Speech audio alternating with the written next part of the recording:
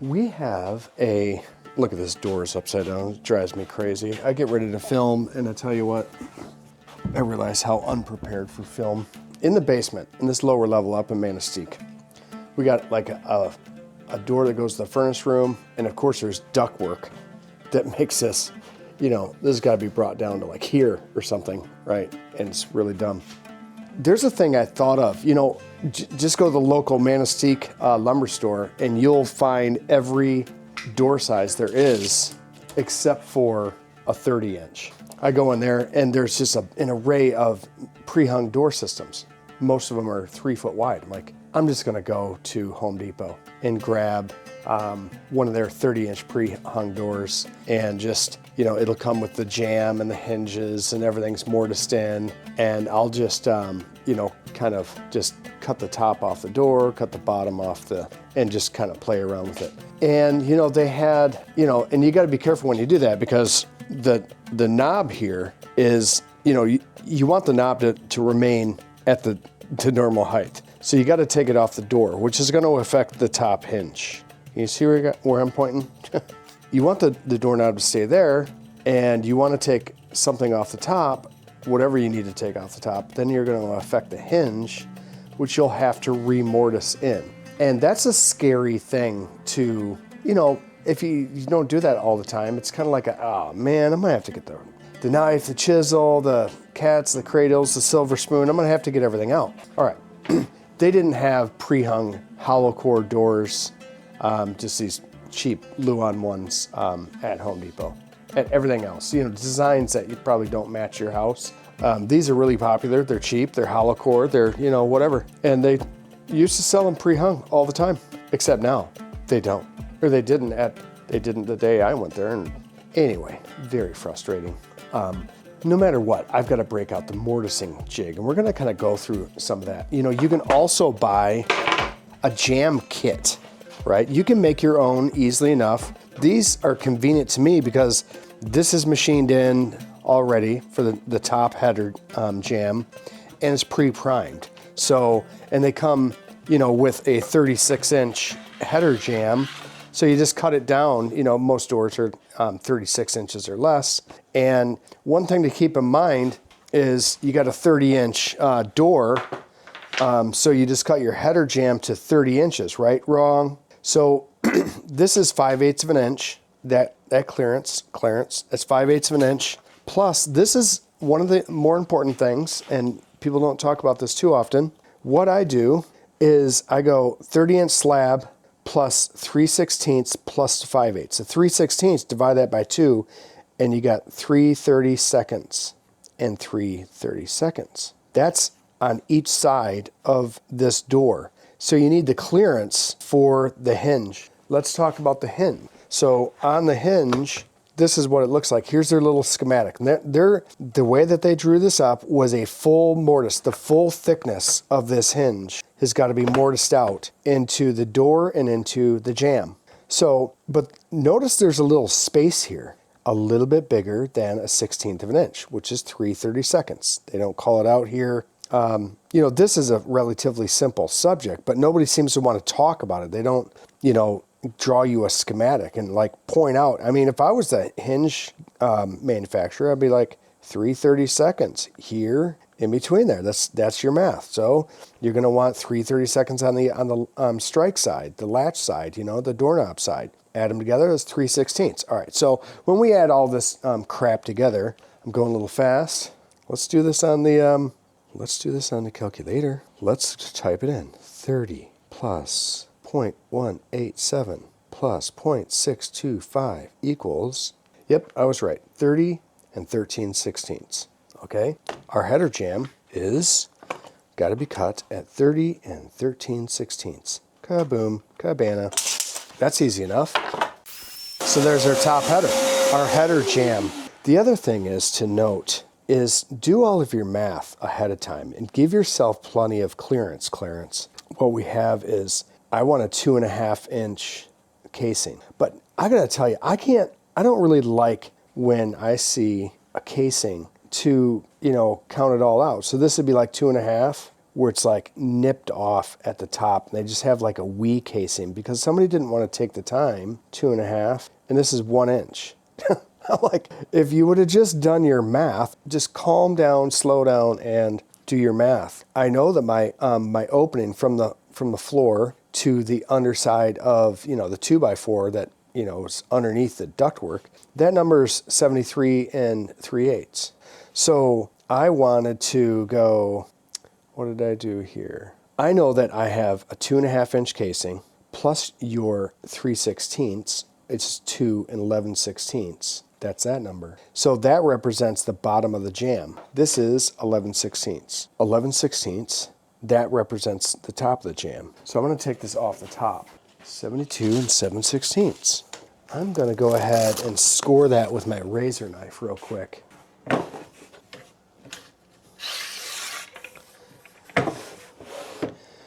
This is my little move when I'm dealing with my clamp straight edge. I grab my tape measure, pull that close, and I take this and I put it down. You can go all the way down if you're really, afraid it's going to run away from you. And then I give it a couple of, and I use a nice sharp razor knife, and of course it's Milwaukee. That's not sharp, dude. This side is. I found that Milwaukee razor blades are the sharpest razor blades in the business. Oh, that's a nice sound. So go ahead and score that a couple times. That minimizes your tear out. Let's take that down to 1 inch and not quite 5/8. All right, ready, set, go.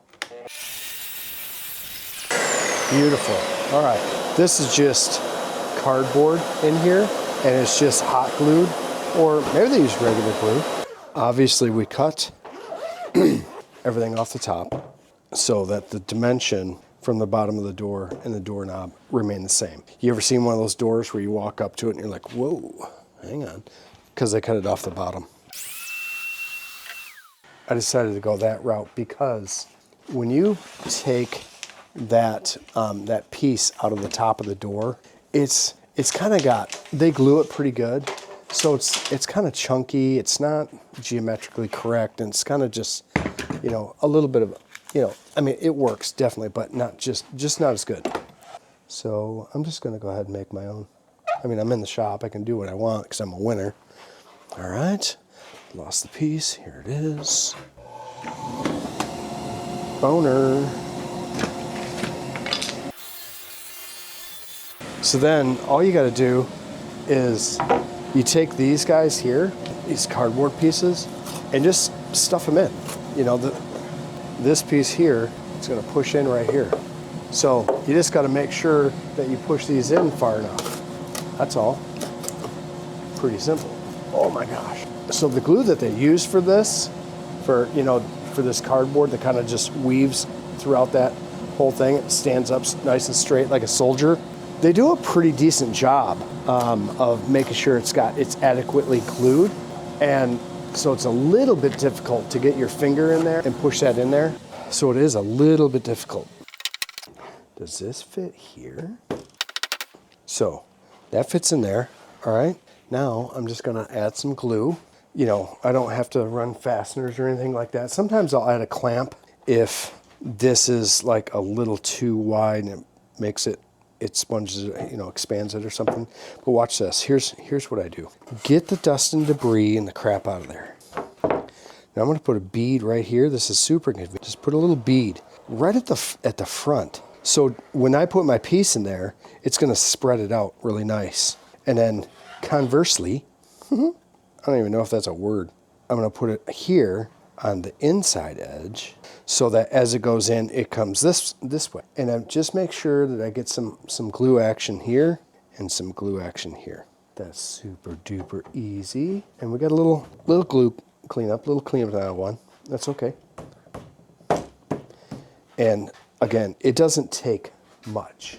You don't have to glue the crap out of it. You just have to have a nice layer of glue. You don't want this to expand and get fat. I wish I had a hammer right now. I could beat the snot out of this thing. You guys thought I was going to say something else. Beautiful. About to knock this thing off the sawhorses. Okay. I'm gonna wipe off this excess glue. Voila, it's done. The next part is the most challenging part. I know that a left-handed door opens like this. So it's my left elbow, it's a left-hand swing, and the light switch is over here. I need to make sure that I understand what orientation this door is in, which can be a little challenging, especially when you're just not feeling great. So you just got to take your time and look at it. Picture yourself standing in front of that door. The knob needs to be over there, so let's flop this over. Kaboom, cabana. Here is the door, and it's going to swing in like that. So that means when I take this hinge, I need the butt to be facing in, so it does this, left-handed. So also what that means, it's going to look like that. This gets mortised in here, and this gets mortised in here. 10 inches from the bottom to there, and let's go 5 inches from there. That's a smaller door. I'm only going to go 5, not 6. How you like them apples. Cool thing about hinges is they make a nice little speed square. So let's go 5, kaboom. And that's going to represent the top. Make a little X. That gets mortised. Let's come down here for the 10 number. Whoa. All right. It doesn't have to be perfect. We're just marking out where the top and bottom of the hinge are. Everything seems a little off to me because I'm just not feeling great today. You know, I think when you're just not feeling 100%, just take your time. Slow down. Don't get agitated. You know, your other alternative is just not show up, okay? But the following day, you'd be like, psh, great, what I was supposed to do yesterday, I gotta do today. And, you know, everything that I do today helps tomorrow a little bit easier. So just show up. A lot of times, I gotta be honest with you, when I have the flu, I cannot physically get out of bed. You know, where my wife's got the flu, she'll go and work 14 hours. Men are a little different, I think. They take it pretty hard. At least this guy does. Let's not talk about illness. Let's talk about this crap. This is my mortising bag. All right, I got my kit here. Uh-oh, it's a DeWalt product. It's actually really good. I don't mind it. Got the instructions. I just keep them in there. I hang on to instructions. You know, just like a quick reference guide sometimes. I mean, if I think that I need it. So here's my little mortise kit, right? Keep this in that kit, keep this in that kit, and keep this rusty thing. I need to make a leather pouch for this because I can tell it's getting rusty. Anything metal in my van for some reason gets rusty. So this is my, you know, I can knock out round corners with this. Helps in the mortise process a little bit. All right, and this, oh my God, here is the router bit. Notice with this flush trimmer, it's not a flush trimmer. The bearing is slightly larger than the bit. So when this runs around here, it's riding around the edge of that. I wish we had better light. I promise we'll get better lights in here at some point. When this goes around like this, just the bearing is touching the black plastic. This kit, what is this kit? I forget where I got this. But I tell you what, I've used it and I do like it. Let's see if we can find a manufacturer name. Milescraft? Milescraft. And it's an instruction manual. I'll hang on to that, you know, forever. Yeah, so if you guys want to get into mortising or you find that challenge, it's super annoying, but they do send you all the stuff that you need. Now, you know, they have these cam guys here, these little knobs. It just indexes and goes to where you need it. I won't go through all the intricacies of how that works. We'll just get going. But this comes out. This goes in, you know, for that hinge. And they have just about every hinge size. Is it a 3-inch hinge? What did we get? I think we got 3.5-inch hinges. So we're looking for the 3.5-inch jig. Right here. That's going to go here and just slips in there. I'll probably break it trying. Okay, so that goes there. And it has, what do they got? 1.75 inches, 1.75 inches, 1 3/8. Just turn that dial there. I'm going to turn this dial. I'm going to try to. Oh, there. Okay. And then what? So we have determined that this butt hinge like this is going to go like this.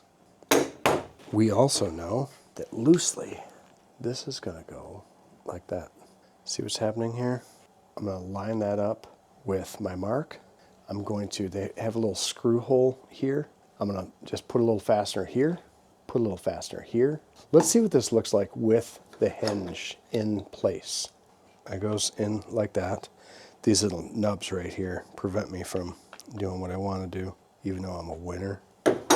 So this goes up against, oh, this goes up against here, and this goes up against here. You put that in place, hold it up nice and tight. I'm going to make a mark. I already made my mark. I'm going to line that line up. And I got to make sure that I do the same thing on my jamb.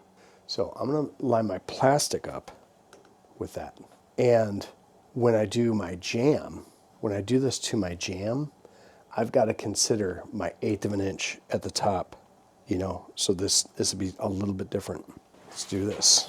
All right, so I use these little panhead screws. I made sure that they were in my kit for this. And you know what? I'm such a good boy because they were. I had 2 of these, so I didn't have to look in the field, right? So I'm really glad that I was prepared for all that.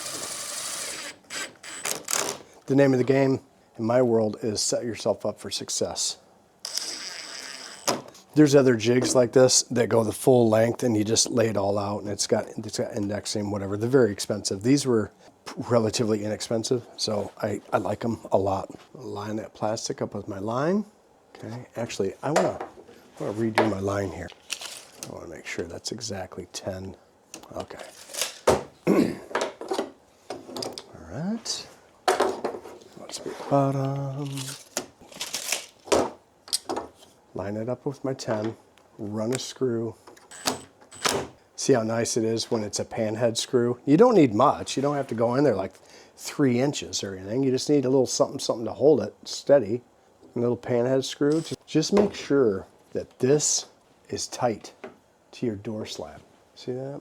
Just make sure that that is tight to your door slab as you run that screw. Now that we're all set up,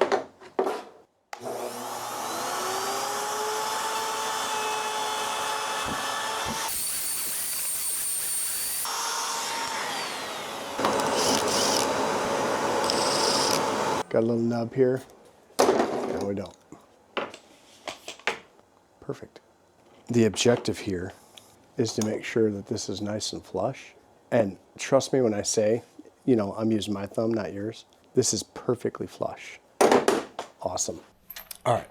I'm just going to lay the jamb right up on here. And I know that this represents the bottom of my header jamb, and that exceeds the top of the door by 1/8 of an inch. And then I just simply transfer my line onto the jamb. Now I know that this hinge, it seems a little bit weird that this is going to transfer over here. You would think that it would be, you know, close, but it's not. This becomes close when this goes like this. Anyway, then I just screw this to, and I just make sure that my plastic lines up with my pencil line. And then I also make sure that I have my undercut, right? So there's this much space underneath the door so it can swing freely. It's a free swinger. Now I'm all set up for this. Let's go.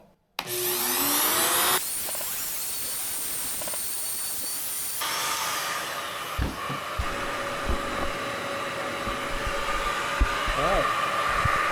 See? Any idiot can do this. Now all I gotta do is take this.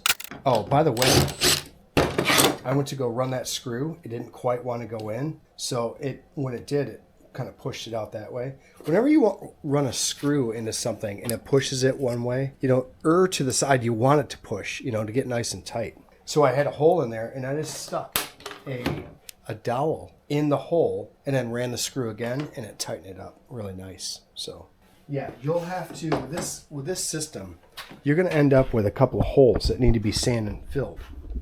You have the really expensive version of this that has it all the way, goes the whole length, and you can adjust all of this crap, and you clamp it. It doesn't cause any holes that are unsightly, or, like if you were doing something in a solid piece of oak or something like that, like a jam like that. That's how that works. Most times, I think this is just awesome. So that's why we go with this. I don't do this so often. In fact, I try to stay away from this. I'm a pre-hung door man, but every once in a while I'll get a project where, maybe a builder's like, well, I told him I didn't want to tear out all of the jambs and casing and all that, so you just got to replace the slab. And I'm like, oh God. But this does make it a whole lot more simple. Just having this little jig, and I just keep a little kit together in my van, and everything's all ready, and it's just my mortising kit. Super simple, $50, and when you get into a scenario like this and they do occur, then you just do it.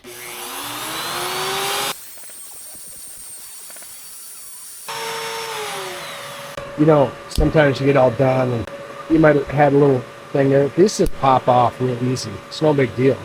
You don't have to make a huge deal about it.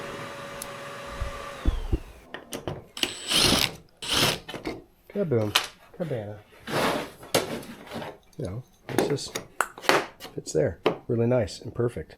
Love it. All right, so these are doors that don't need the lock. So it's just hall and closet doorknobs. Pretty important. They're like $15 for the set. It's just a cheap set. What we gotta do is we've got to get the jig kit and figure out which one of these and how, with the strike side, the strike latch side, where's this go? Like this, does it go like this, right? So it can be a little confusing. So this is gonna flip, right?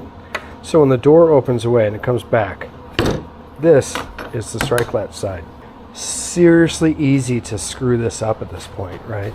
I make sure that the top of this, in alignment with the top of the door, is 1/8 of an inch. I just use the tape measure in my eye to verify that. Down here, you still want your underwear. Now I'm going to hold that flush with the door here. And I now know that this goes here. Now, in here, see how that works? Okay. So all we got to do is remove this. What's this say right here? This side to door and jam front. Okay, I believe you. Now this is going to go here. Kaboom, cabana. I make sure that this is 1 3/8. This points to 1 3/8. I don't do this all day, every day. And so things are just like, every about once a year I'm going to do this crap, right? I was like, okay, this is the same size, which is awesome, okay? And then when I put this in here, I'm like, which is the center? So I drew these little lines, and that's pretty close to being in the center. And I take this, and line up these marks, transfer them over to here. Okay. Whenever you have multiple marks, always just go longer and darker with the one that you intend to use. We're gonna go like this. Boom. See, I was that far off. And I know that this is 2 1/4. That means I want to find the center, which is 1 1/8. Everybody knows that. Not the one that I just had, but this is the right mark, okay? Gotta double check, especially when you're doing something so finicky. There's 2 marks here. One's darker than the other. That's the one. That's how I roll. All right. This was very confusing to me. I'm like, wait, does this go? Which way does this go? It doesn't make any sense. Okay. And when I put this on here, I was like, well, what happens out here? How does it know? And I have trust issues. When I measured where the center of these are, these holes. I went, those line up with the center of these holes, or these the screw holes. I I went, oh, okay, so it's centered. Whatever's centered here is going to be centered here when the door is in place. And okay, so I just connected the little dots there, boom, boom. And then I'm just double checking myself. Set that down there. That's going to be about center. And then does that look like it matches my jig? And it does. So then I went, well, how do I know where this goes? Well, this little guy here, line that up with your center mark, which I just made, which is darker than the other one. Press this in flat, make sure that this lines up with my darker center, and I run a screw here and here. All right, I just gotta make sure that my depth is good. And this is where when you're going too fast and you're just screwing around, you know, around. So I just ran that screw and it took my plate and it did one of these numbers.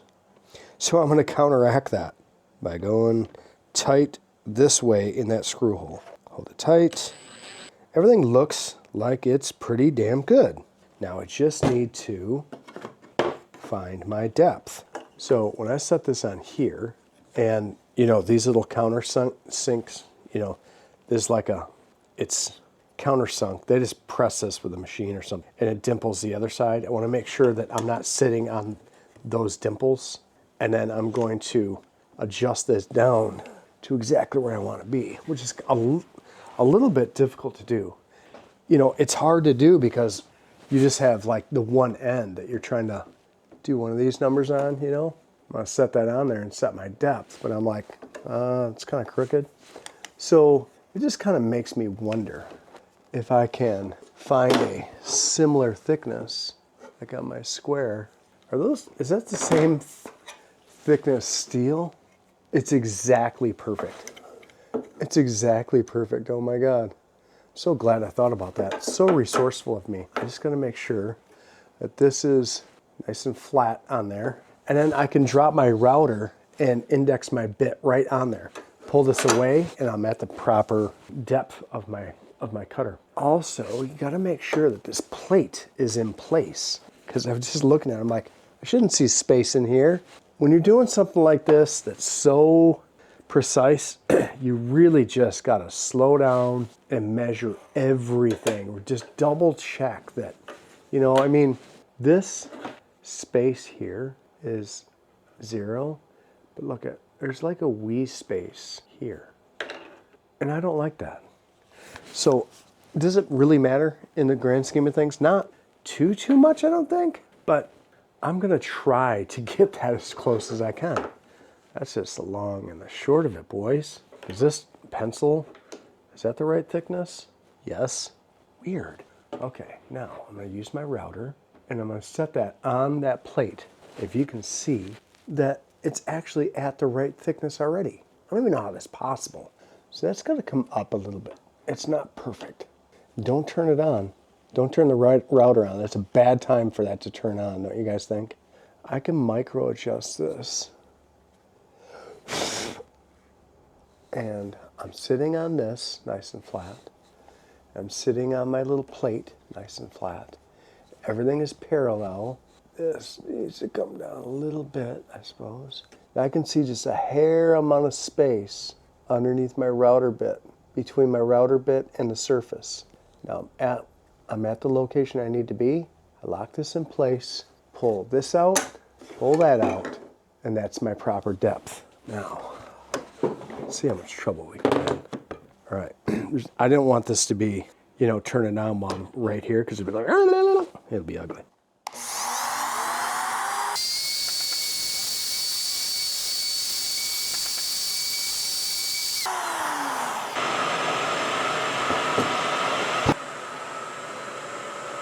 Good.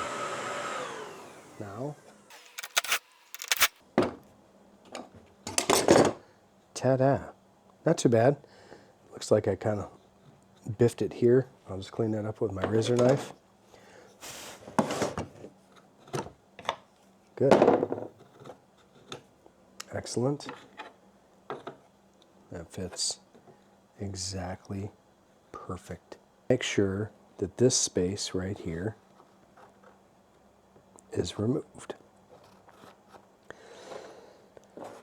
That way, this can go in there. So I'll just use a drill bit, not while it's set up here, because I'll go into my door. Have you ever played that game? That's a dumb game. Remember these?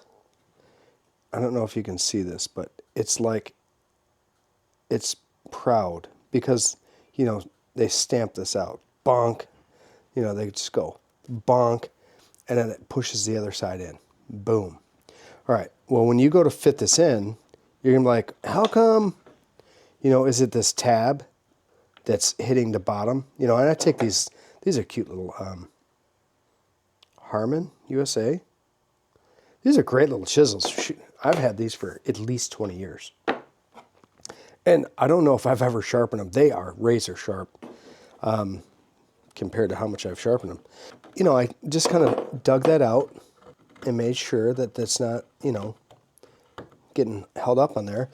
And then where these go, where that part that's pressed in on the underside of this, you know, I made a little circle. Boop. I took my super duper chisel and I went, ooh, no, not that way, because you can go like that. That's bad. But if you come in this way and just remove a little bit, just a wee chunk, you know, just relieve that a little bit.